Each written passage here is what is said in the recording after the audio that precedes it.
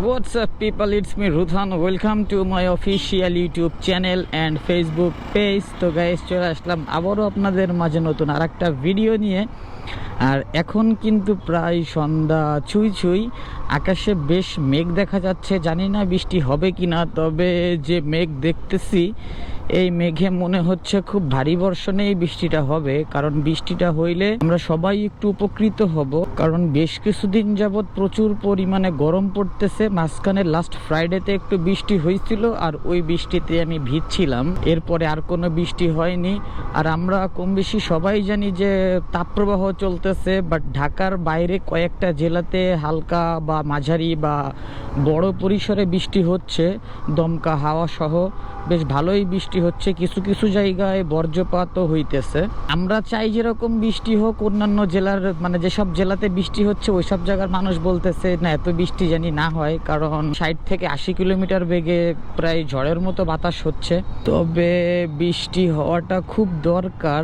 এই টাইমগুলোতে যখন আমরা বাসা থেকে বের হই বা কোনো কাজে বের হই, সেই কাজগুলো আমরা ঠিকঠাক মতো করব কিভাবে সেটাই বুঝে পাই না। কারণ এত পরিমাণে গরম পড়ে, সহ্য করার মতো না, পুরো শরীর ঘেমে যায়, অন্যরকম একটা বাজে একটা সিচুয়েশন তৈরি হয়।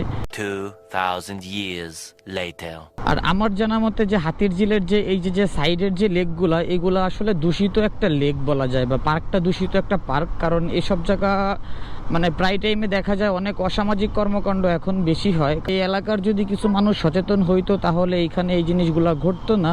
তারা যদি এটার প্রতিবাদ করতো তাহলে জিনিসটা আসলেই ভালো হইতো। কারণ পুলিশ কতক্ষণই বা কাজ করবে, পুলিশ কতক্ষণই বা মানুষকে সাবধান করবে। তবে এর মধ্যেও কথা আছে, দেখা যায় আমাদের এখানকার মানে আমাদের এই বর্তমান সোসাইটিতে যে থানার আওতাধীন বা যে থানার পুলিশরা আছে, দেখা যাচ্ছে আসামিকে তারা ধরতেছে, দেন তাকে শাস্তি মূলত জরিমানা করছে, জরিমানা করার পর তাকে ছেড়ে দিচ্ছে। মানে তার যে শাস্তিটা পাওয়ার কথা ছিল সে টাকার বিনিময়ে সেই শাস্তিটাকে কিনে ফেলছে, সে টাকা দিয়ে সেই শাস্তিটা মওকুফ করে ফেলছে। আসলে এই জিনিসটা এখন খুবই বেশি হইতেছে, যার জন্য অনেক পরিমাণে অপরাধ বেড়ে গেছে। ঢাকার মধ্যে অন্যতম প্রধান খারাপ জায়গা হচ্ছে হাতিরঝিল। নিউজ অনুযায়ী প্রায় গত বছর থেকে এই বছর পর্যন্ত প্রায় হাতিরঝিলে 100 লাশ পাওয়া গেছে। তো এই লাশগুলা কোথা থেকে আসে, কারা এই খুনগুলা করে, এই জিনিসগুলা জাস্টিফাই কিন্তু পুলিশ সঠিকভাবে তদারকি করেও করতে পারতেছে না।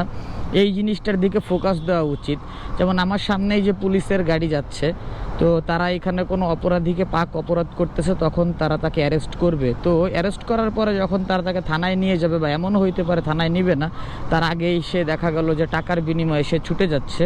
তো এটা আসলে আমি কোনো পুলিশকে উল্লেখ করে বলবো না, কারণ এখনকার যুগে এই জিনিসটা এমন মানে ভাত মাছের মতো হয়ে গেছে। এটা আসলে একটা কমিউনিটি স্ট্যান্ডার্ডের মধ্যে চলে আসছে।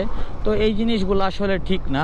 তো পুলিশদের ক্ষেত্রেও আসলে কি বলবো, যে একটা পুলিশের চাকরিতে যারা জয়েন করতেছে তাদের দেখা গেল যে প্রায় 10 লাখ 15 লাখ এরকম টাকা দিয়ে তাদের পুলিশে ঢুকতে হইতেছে। তো তারা এই টাকাটা কিভাবে হালালভাবে উপার্জন করে, তো এই টাকাটা তারা সেভিংস করতে পারবে না, বা অনেক সময় লেগে যাবে। তো এই জন্যে তারা আসলে এই অবৈধ পথটা বেছে নেয়। আসলে এটা মানে কাকে দোষ দিব সেটা আসলে আমরা সবাই জানি না। তবে এই জিনিসগুলো পুলিশদের একটু ঘাটিয়ে দেখা উচিত। কারণ যেটা বলতেছিলাম, যে লাশগুলা পাওয়া যায় বা এই যে খুনগুলো হইতেছে, কিছু কিছু টাইমে নিউজগুলো পড়ে আসলে বুঝি যে একদম অল্প বয়সী ছেলেরা, মানে একদম কিশোর, তারা আসলে গ্যাংয়ে পরিণত হয়ে গেছে। তো ডিরেক্ট নাম উঠে গেছে কিশোর গ্যাং। এই কিশোর গ্যাংটা কারা, এই কিশোর গ্যাংয়ে জড়িত আছে কারা, এই কিশোর গ্যাংটা পরিচালনা করতেছে কে, এদের লিড দিতেছে কে, এদের পিছনে কার এত বড় হাত, এগুলো আসলে তদারকি করে দেখা উচিত। কারণ না হলে এটা দিন দিন এমনভাবে বেড়ে উঠতেছে, ভবিষ্যতে এটা আসলে একটা মানে বিশাল একটা টেরোরিস্টের পর্যায়ে চলে যাবে। তো এটাই ছিল আসলে বলার। তো সব কিছুই মিলাই আপনাদের সাথে রাইড করতে করতে আলোচনা করে ফেলি। আসলে এই যে আমার কথাগুলো আমি আসলে চাই না যে কারো মনে আঘাত নিয়ে আসুক। তবে সবার কাছে আমি দুঃখিত যে আমি কথাগুলো বলতে চাচ্ছি আমার ভালোর জন্য, আমার আশেপাশের আরও 10টা মানুষের ভালোর জন্য, এমনকি আপনার ভালোর জন্য। তো এই ভিডিওগুলো আসলে বা আমার কথা যদি ভালো লাগে বা আমার ভিডিও যদি ভালো লেগে থাকে আপনাদের, তাহলে অবশ্যই আমার চ্যানেলটা সাবস্ক্রাইব করে দিবেন, ফেসবুক পেজটা ফলো দিয়ে দিবেন, ইভেন যদি পারেন আমার চ্যানেলটা বা ফেসবুক পেজটা শেয়ার দিয়ে আমার পাশে থাকবেন। তো দেখা হয়ে যাবে আপনাদের সাথে আমার কোনো না কোনো একদিন, কোনো না কোনো অবস্থানে। ভালো থাকবেন সবাই, সুস্থ থাকবেন। দেখা হবে আপনাদের সাথে আবার আমার নেক্সট কোনো ভিডিওতে ইনশাল্লাহ।